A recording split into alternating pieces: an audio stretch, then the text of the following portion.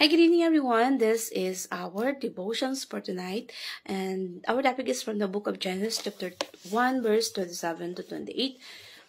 Sabi dito, so God created mankind in His own image. In the image of God, He created them, male and female, He created them.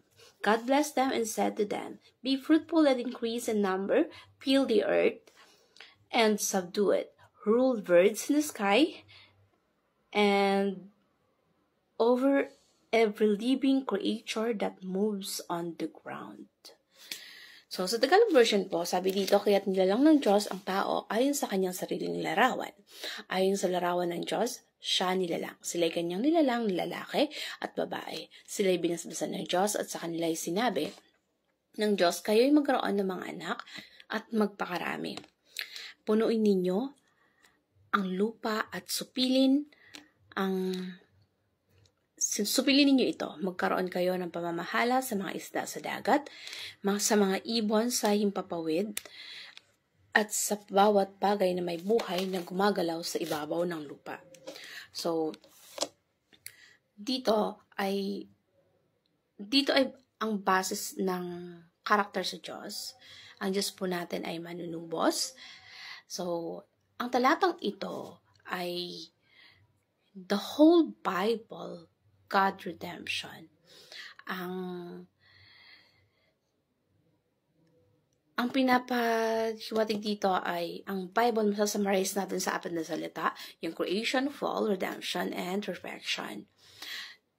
Kaya, kailangan maunawaan natin na may pag-asa tayo bilang mga Christians kasi nasa tayo ng redemption. Kaya, dito na makikita sa talatang ito, nilikha ng Diyos ang tao according to His image. Gawa po tayo sa imahe ng Diyos at nilikha tayo ng Diyos mula sa kanyang image. Pagkatapos na ilikhain tayo, inutusan si Eve at si Adan na magpakarami. Be fruitful and increase in number. Fill the earth. Yun yung utos kay Eva at Adan na magkaroon ng anak, magpakarami, at gumawa ng bansa na para magpuri sa Kanya, para kilalanin ng Panginoon, para bumuo ng bansa. So, yung nations were meant to love and obey God. Ang gusto ng Diyos, yung buong mundo mapuno ng tao na sumasamba at dumadakila sa ating Panginoon. Mga taong umiibig, sumusunod at nagmamahal sa Diyos. Kaya ang original na yung creation na doon pa lang magkaroon ng mga bansang sumasamba sa Kanya. Kaya the world was designed na para mag-worship sa ating Panginoon. Magsamban sa iba't ibang wika, lingwahe, cultural, at yung expression. Kasi bawat tao may sa kanya-kanyang culture. So, para maitanghal ang Diyos sa iba't ibang mga kultura, iba't ibang kapahayagan, o anuman ang expression ng pagsamba sa ating Diyos, dinisenyo ito para maging sanctuary, maging full of God's image. Nilikha ng Diyos ang si Eva at Adan according to His image, tapos inutusan ng Diyos na magpakarami para punuin ang lupa, para mapuno ng imahe ng Diyos. At tayo lahat ay sumamba sa ating Panginoon sa iba't ibang kaparaanan, kultura, o ano pa man ang sayaw na ethnic. Kasi bawat culture may kanya-kanyang expression.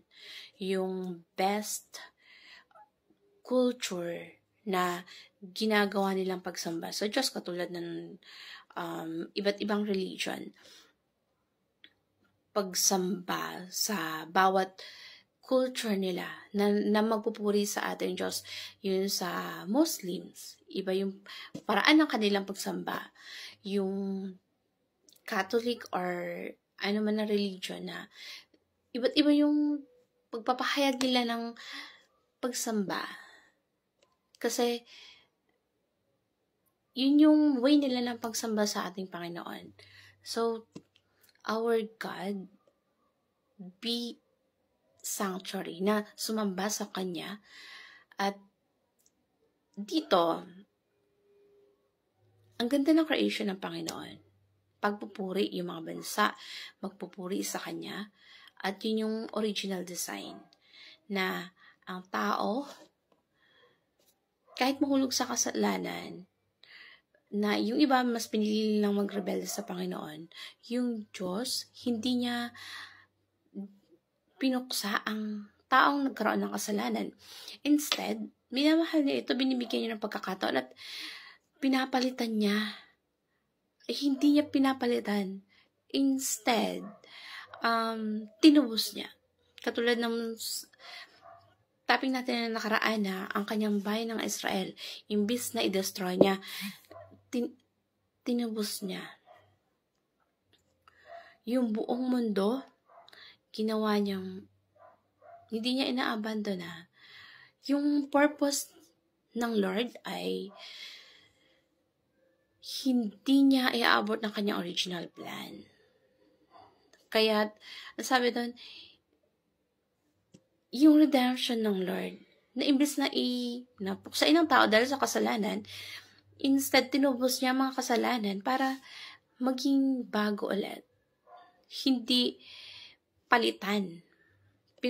Pinagmalasakitan tayo ng Diyos at tinubos sa ating mga kasalanan.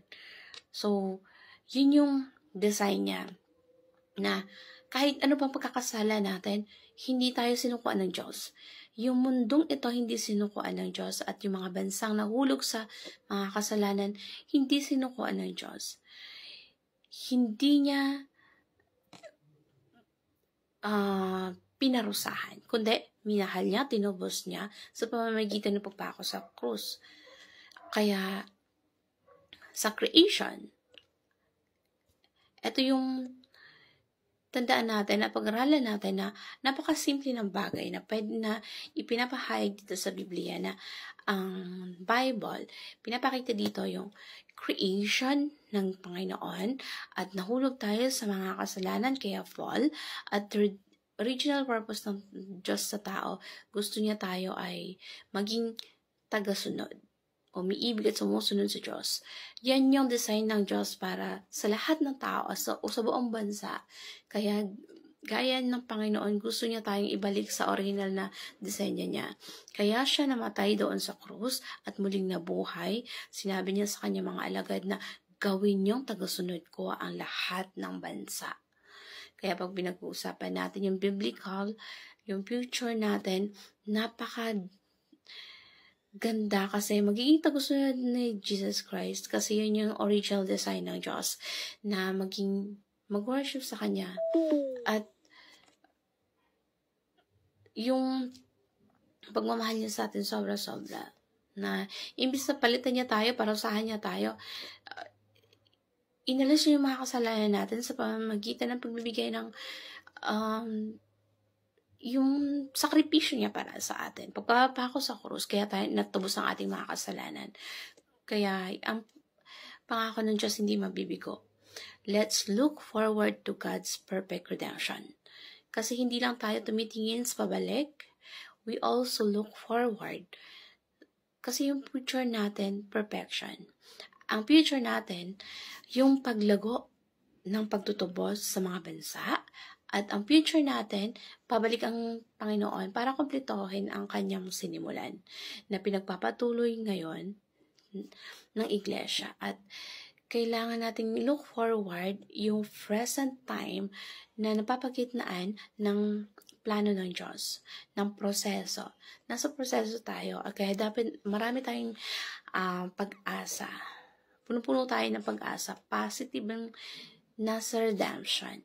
Kaya yung completion of redemption sa kanyang muling pagbabalik, nandito tayo sa gitna, nasa proseso ng pagtutubos.